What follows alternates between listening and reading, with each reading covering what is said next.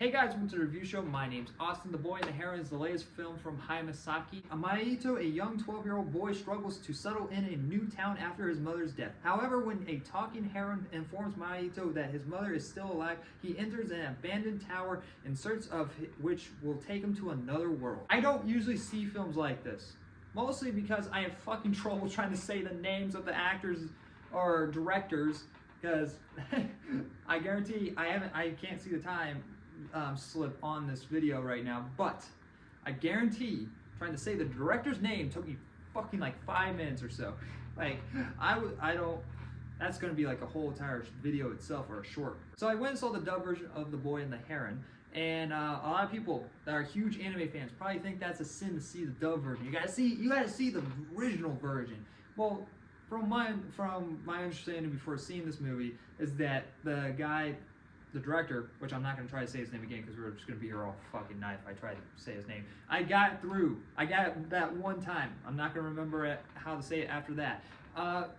He goes back and reanimates, you know, the people, like the character's mouth, so then the English version actually works with the voice actors that are speaking in the film. And so that's the one I'm going to be talking off of. That being said, I did enjoy this film a lot. The animation, art, like just everything from the visual standpoint of this film is amazing. I never realized how much I miss this type of animation. The only animation I've really seen something like this was from Avatar, the Airbender, Last Airbenders type of stuff. Like, that's the only time I've really seen animation like this.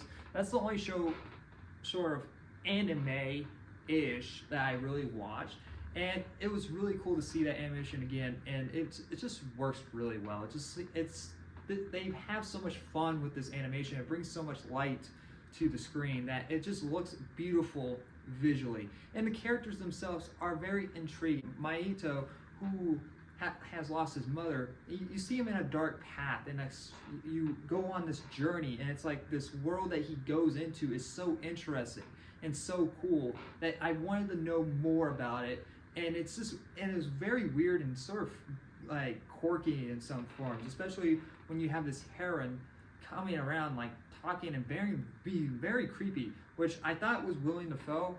Maybe it sounds like William Dafoe, but really it was Robert Pattinson. I might be completely wrong, but I'm looking at the cast members, and it seemed like the gray heron was Robert Pattinson, and William Dafoe did some of the creepy voice.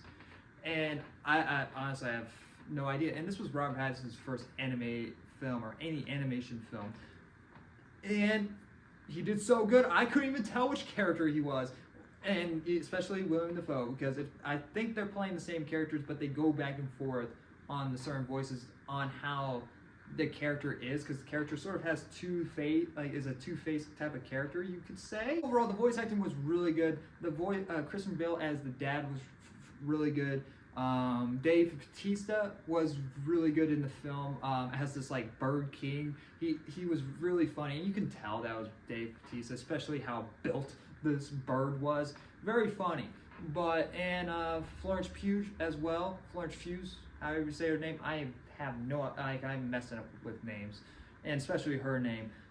She did a great job. She played like these like old ladies, and she did fantastic with that. But by the third act, it was kind of where it fell apart for me, where the story started feeling weak, because when we're in this new world, when Maito is like just exploring this, and next you have him dealing with the loss of his mother, and also sort of trying to move on, like, and accept like this new person in his life as like a mother figure.